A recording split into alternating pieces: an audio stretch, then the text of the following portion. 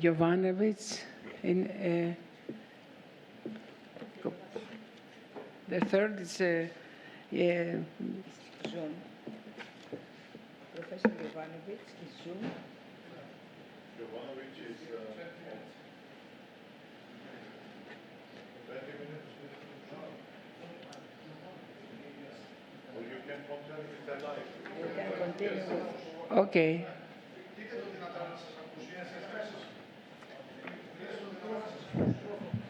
Jovanovic, Miss Yeah. Dr. Jovanovic. Yes, that's Yes. me. Can I start my Yes, my please. presentation? Yes, okay. Just a second. Just a second. Okay. Oh, I hope that this is my presentation.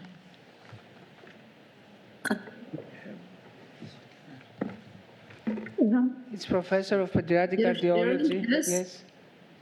And sharing and just Professor of Pediatric Cardiology, Biocell Hospital, Belgrade, Serbia. And the speech is trends in prenatal diagnosis, pregnancy termination, and perinatal mortality of newborns with congenital heart disease in Serbia. When you are ready.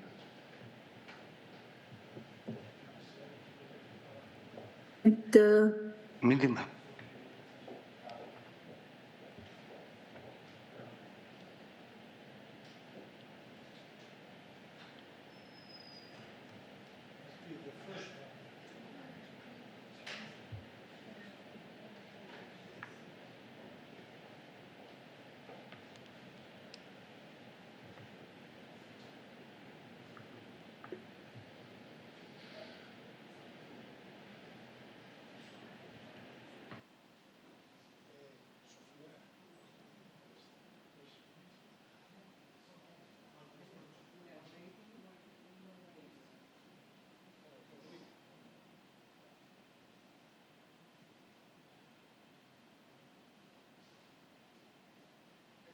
Now done.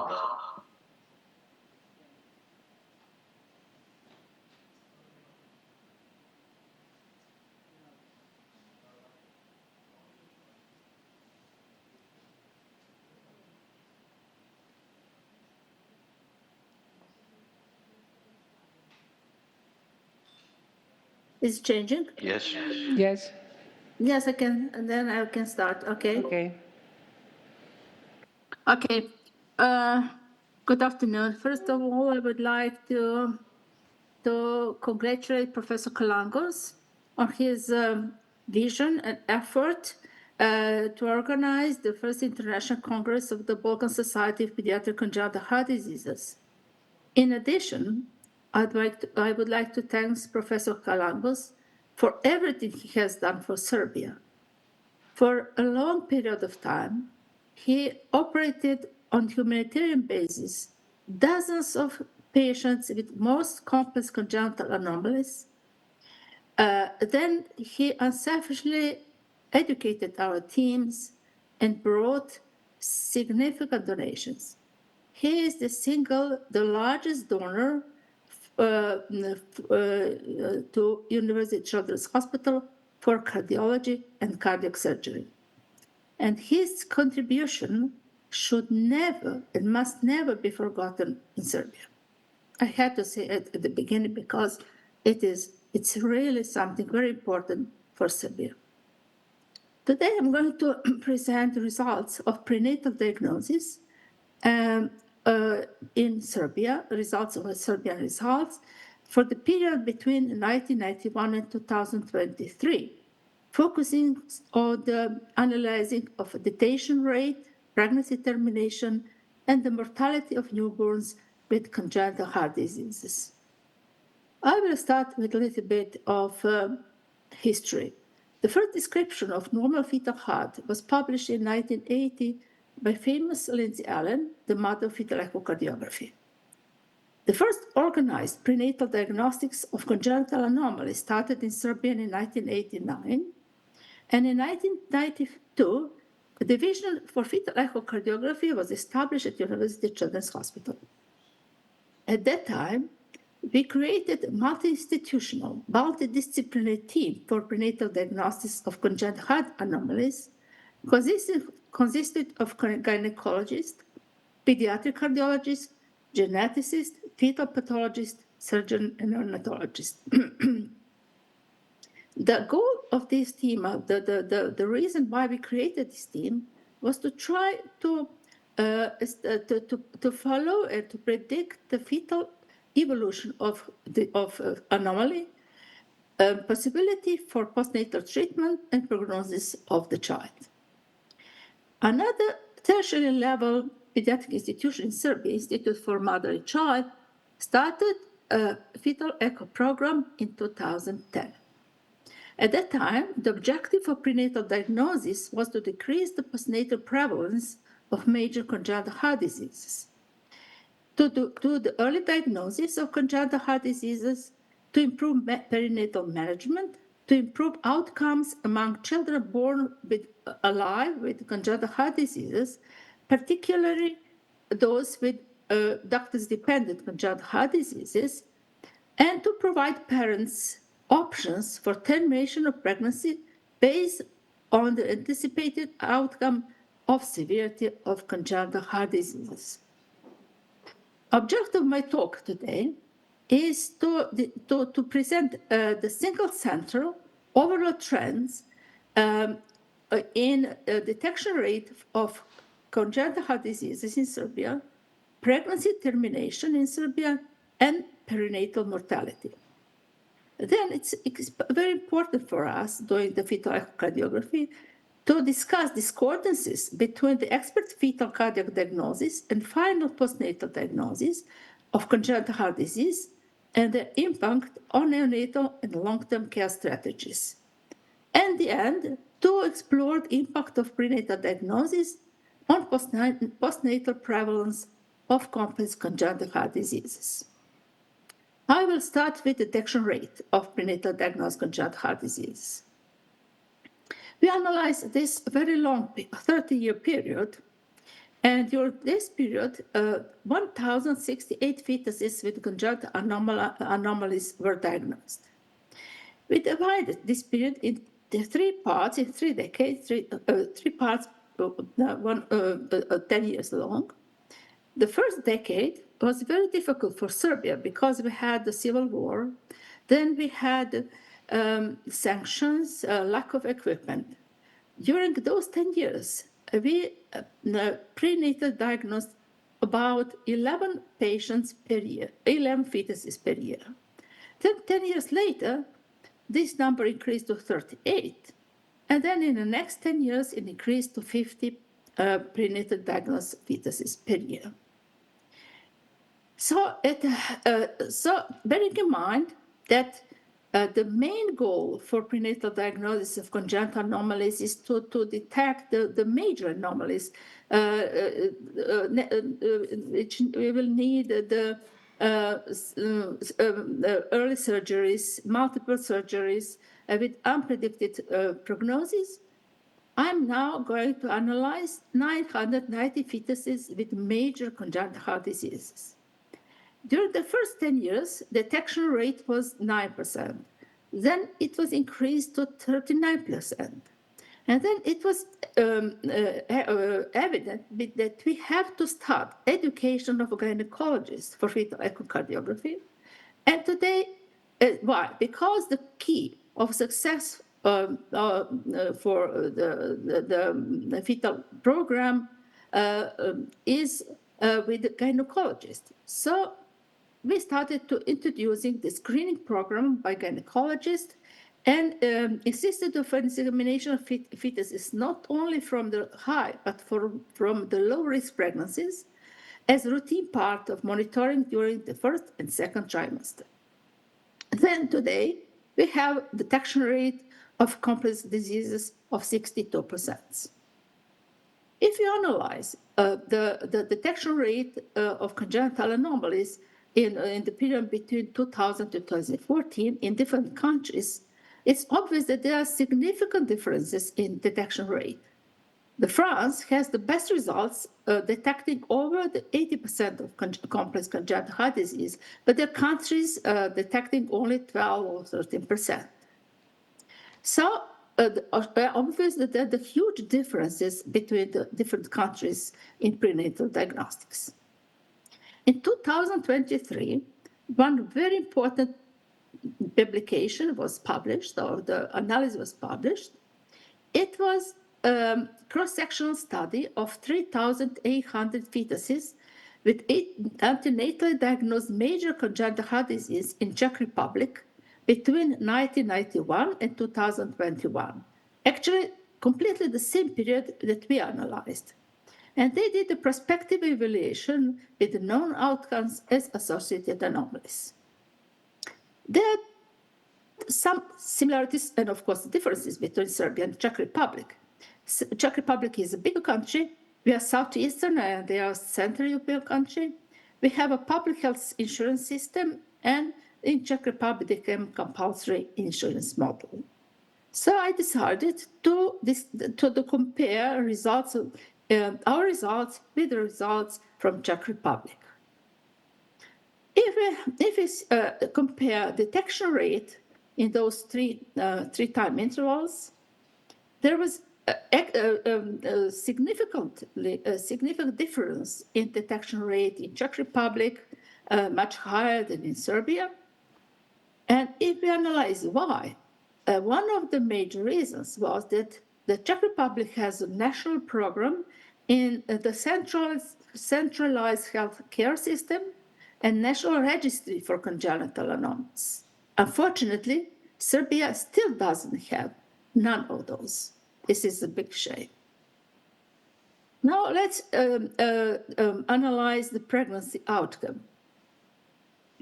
During the 30-year period, the rate of termination of pregnancy was, in our country, total rate 47%. 2% fetuses died intrauterine, during the intrauterine life, and we had about 50% of live-born children with complex congenital heart diseases. But unfortunately, we had pretty high incidence of early neonatal or infant death. So at the end, we have alive about 40% of babies prenatally diagnosed with complex congenital heart diseases. If we compare our results with the Czech results, the termination rate in Serbia is 47, but in Czech Republic it's even higher, 54%. And we have at the end of the few months of age alive about 40% of kids, and the Czech Republic about 43% of babies prenatally diagnosed. So termination of pregnancy is a big topic in prenatal diagnostics, and it's a very sensitive topic. So I would like to say a few words about that. The prenatal diagnosis and termination of pregnancy raises important ethical dilemmas. Health professionals involved in prenatal diagnosis face a complex ethical problems that raise important personal conflicts. And I have to be honest to say that in our country, we have inability of the society to appropriately take care of disabled child. Decision for termination of pregnancy is made by ethical committees on the requests of the parents, on the basis of complexity, congenital heart disease, type of expected surgical interventions, and early and late prognosis. In different countries in Europe, there are different national laws regarding termination of pregnancy. There is a group of countries with no legal gestational age limit for termination of pregnancy, and Serbia is among of those countries since 2015.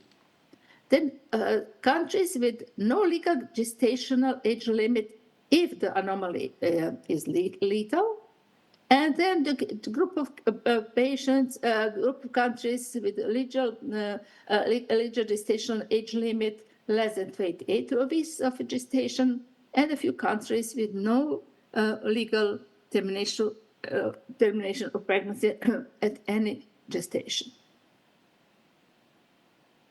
Comparing the rate of termination of pregnancy in Serbia, it's increasing in time, and in Czech Republic, it's decreasing in time. Unfortunately, we do not have the detailed analysis about concomitant syndromes or other diseases in fetuses prenatally diagnosed, and the statistic about the termination rate of different type of congenital anomalies as they have in Czech Republic.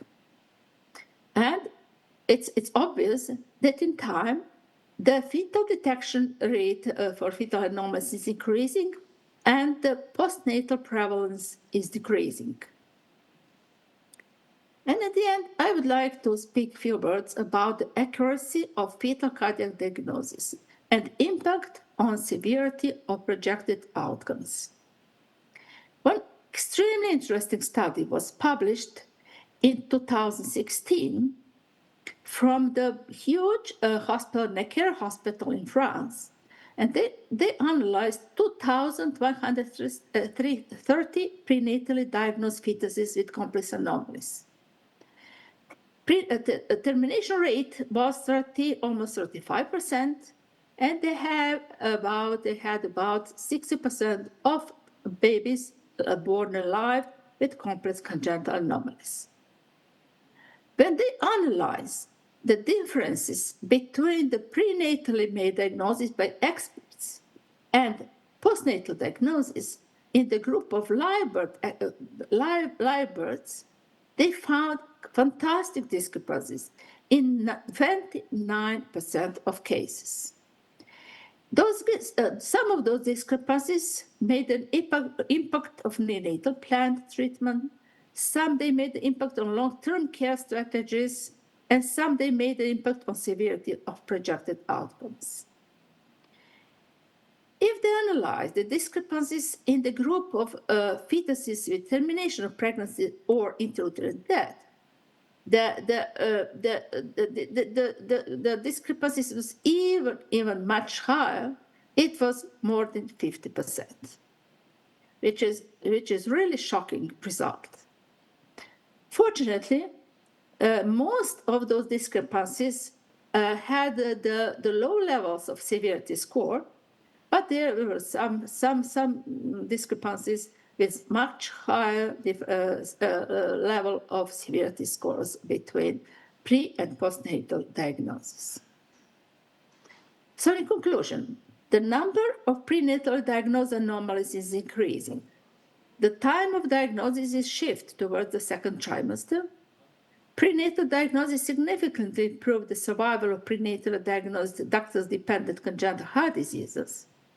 But it is very important for all of us to know that clinicians should be cautious with predicting required treatment and prognosis during prenatal counseling. Thank you.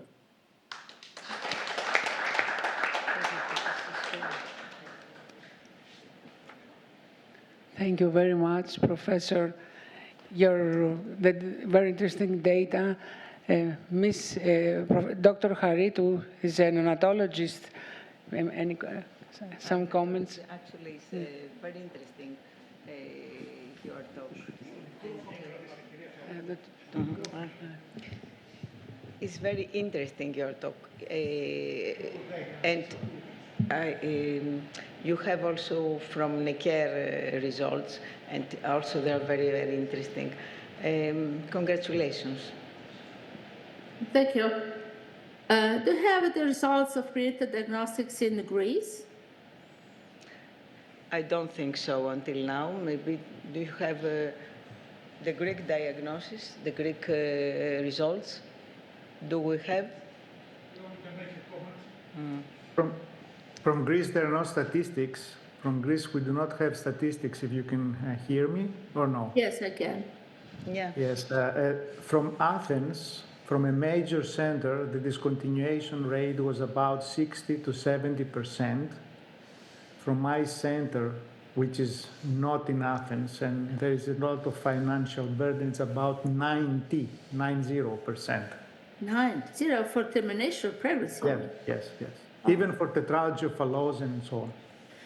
Yeah, this is the consequence of and differences between the cultures, religion, possibilities for treatment between countries. So we were always disappointed with the request of our families for termination of pregnancies for instance, tetralogy of Fallot. And it was not allowed until 2015, when the one law was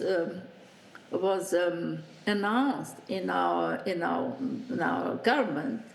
They allowed the parents to ask for termination of pregnancy for any kind of congenital anomalies, not only critical congenital anomalies, and then even prescribe the punishment for the doctors if they do not recognize anomaly before the birth.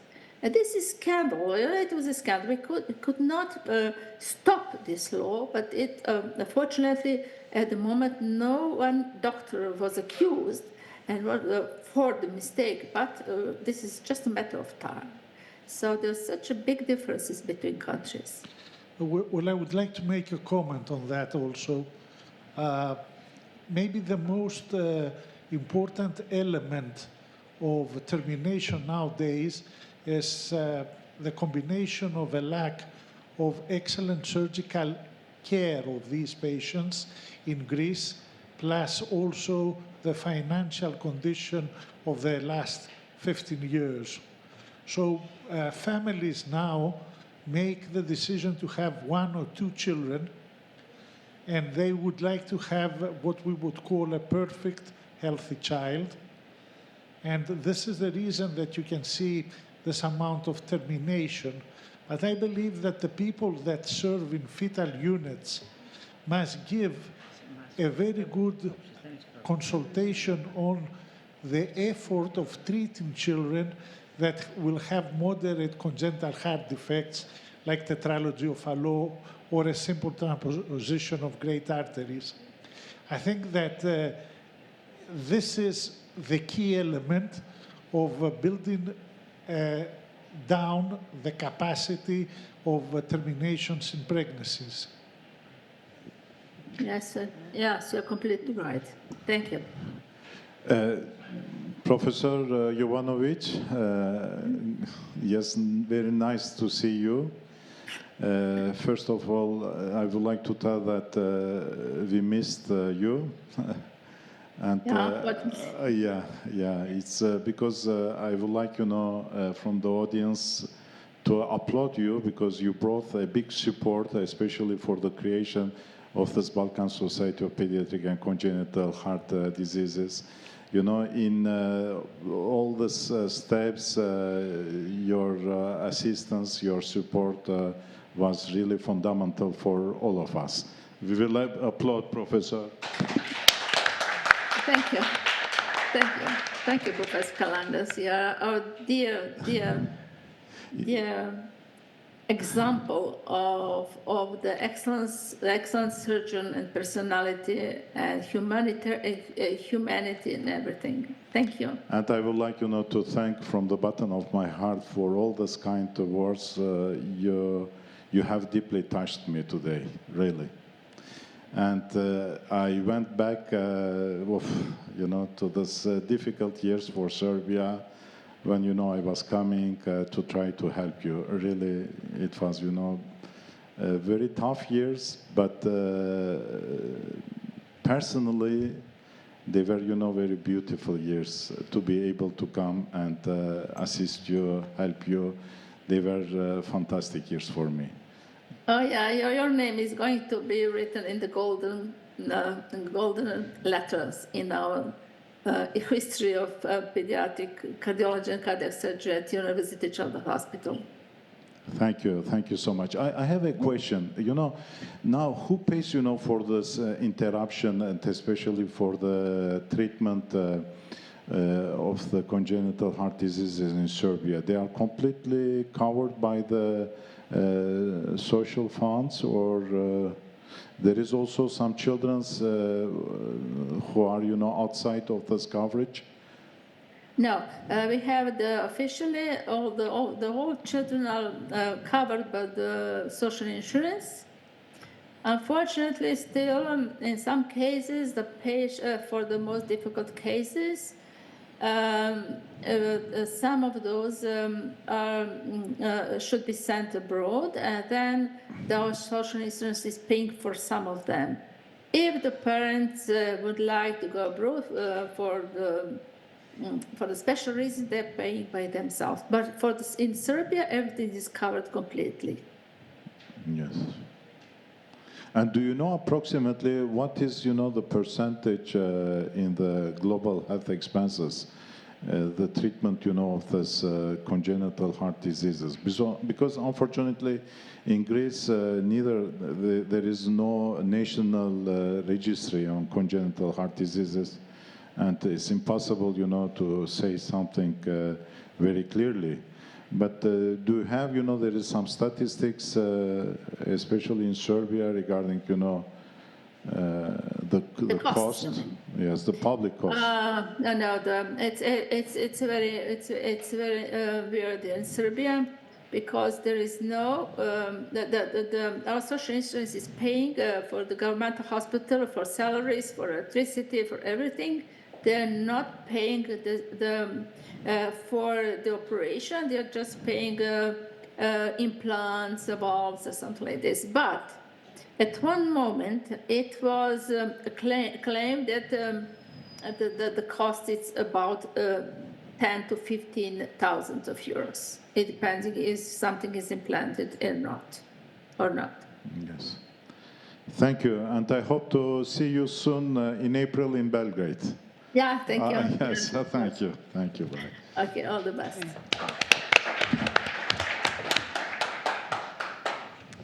Thank you very